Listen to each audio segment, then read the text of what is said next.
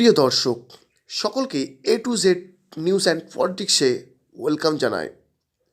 আপনারা জানেন যে 2-4 দিন আগেই ব্রিগেডে সিপিআইএমের যুব সংগঠন একটি বড় সভা করেছে। এই যুব সংগঠনের এখন যিনি প্রধান নেতৃত্বে আছেন তিনি হচ্ছেন মীনাক্ষী মুখার্জি। আর তিনি যেভাবে এই সংগঠনটি পরিচালনাটা করছেন সেটা এখন রাজ্য রাজনীতিতে বড়ই আলোচ্য বিষয় হয়ে দাঁড়িয়েছে। আর বর্তমানে পশ্চিমবঙ্গে সবথেকে যিনি চর্চিত মুখ তিনি হচ্ছেন রাজ্যের বিরোধী দলনেতা শুভেন্দু অধিকারী। তিনি যে এ বিষয়ে কোনো মন্তব্য করবেন না এটা তো ভাবাই যায় না, কিন্তু ঘটনা হচ্ছে তিনি কখন মন্তব্য করবেন এই সিপিআইএমের যুব সংগঠনের যে ব্রিগেডের সভা হলো সে বিষয়ে তিনি কি প্রতিক্রিয়া দেবেন সেটা কিন্তু লক্ষ্য রাখার বিষয় ছিল। আর আমরা সেই বিষয়ে একটি প্রতিবেদন সামনে আনছি। এই ব্রিগেডের সভাকে কেন্দ্র করে আক্রমণ করতে গিয়ে মীনাক্ষী মুখার্জি অর্থাৎ সিপিআইএমের যিনি এখন প্রধান যুব নেতৃত্বের মাথা তাকেই আক্রমণ করে বসলেন রাজ্যের বিরোধী দলনেতা শুভেন্দু অধিকারী। তিনি কি আক্রমণ করলেন সেটি আপনাদের সম্মুখে তুলে ধরব। প্রিয় দর্শক দেখুন।